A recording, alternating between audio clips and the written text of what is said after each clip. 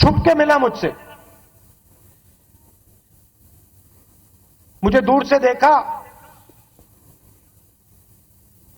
छुप के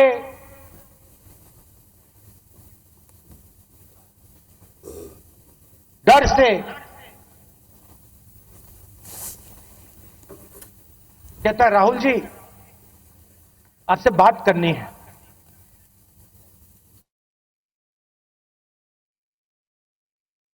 मैंने कहा भाई क्या बात करनी है, तुम तो बीजेपी में हो।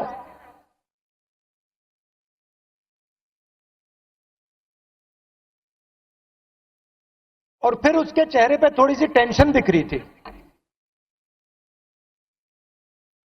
तो मैंने पूछा सब कुछ ठीक है क्या? मैंने सोचा शायद घर में कोई बीमार हो, कोई दुर्घटना हो गई हो। मैंने पूछा सब कुछ ठीक है? कहता है नहीं।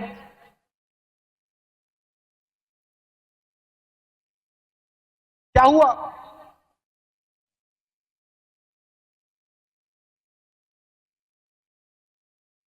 राहुल जी बीजेपी में रहकर सहा नहीं जाता।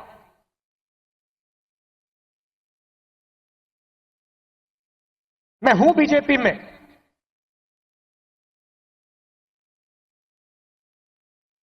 मगर दिल मेरा कांग्रेस में है।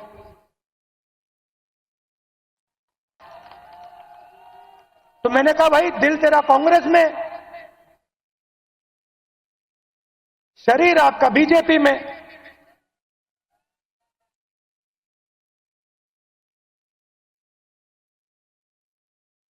मतलब दिल शरीर को कांग्रेस में लाने से डर रहा है, यही हो सकता है।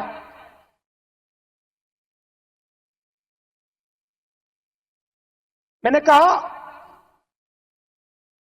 मन क्यों नहीं बनता वहां? आप एमपी हो,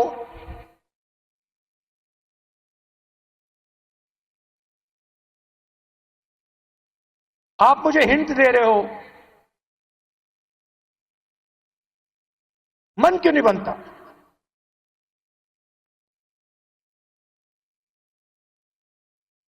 कहता है राहुल जी बीजेपी में गुलामी चलती है। जो ऊपर कहा जाता है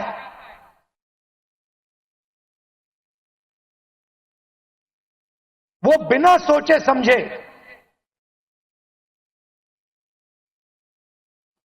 करना पड़ता है। हमारी कोई सुनता नहीं है, ऊपर से ऑर्डर आता है।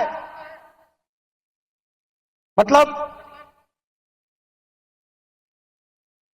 जैसे पहले राजा ऑर्डर देते थे,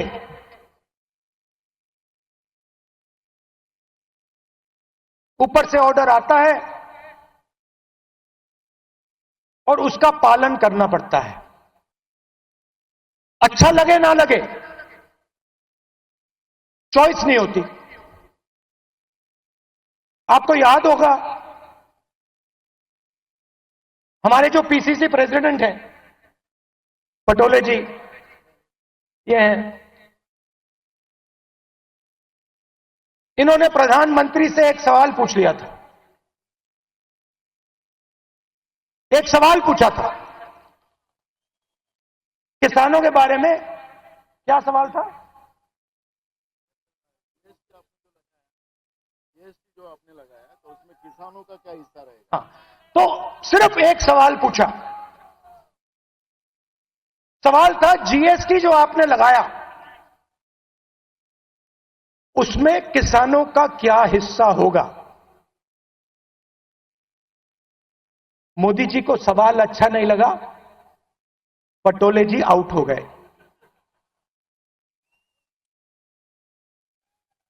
तो उनकी विचारधारा राजाओं की विचारधारा है, किसी की सुननी नहीं।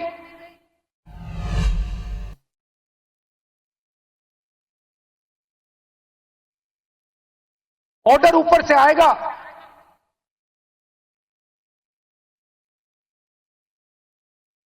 आपको ऑर्डर का पालन करना पड़ेगा।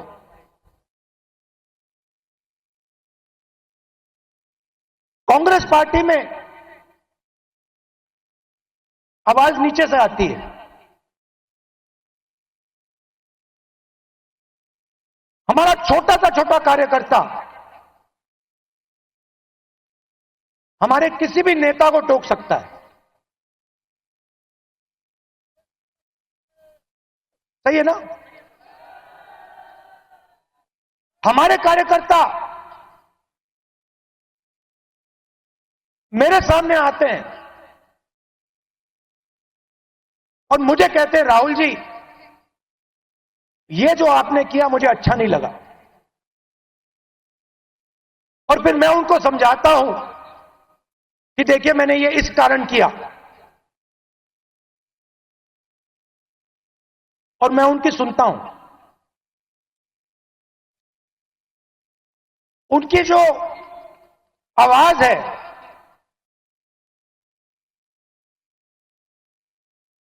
उसका आदर करता हूं, उसका रिस्पेक्ट करता हूं। यह भी कह देता हूं कि भैया मैं आपकी बात से सहमत नहीं हूं,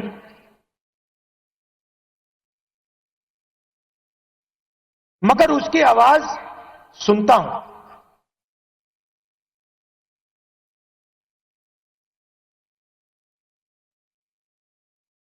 लोग कहते हैं कांग्रेस पार्टी ने क्या किया।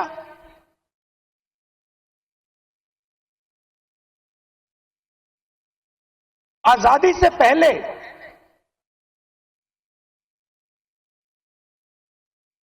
अगर आप इस देश में आते 500-600 राजा थे, अंग्रेज थे, राजाओं का गन सलूट होता था।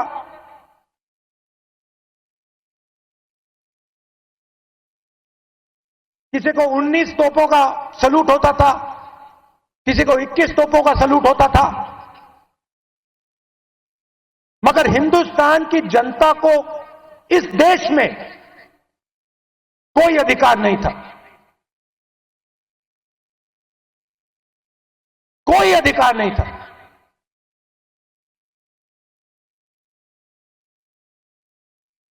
गरीब व्यक्ति की जमीन अगर राजा को अच्छी लगी, 1 सेकंड में उसको ले जा सकता था। ये सारे के सारे अधिकार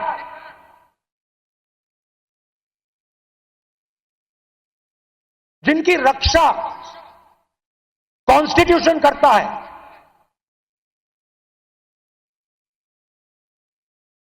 जो अंबेडकर जी ने, गांधी जी ने, नेहरू जी ने खून पसीना देके बनाया,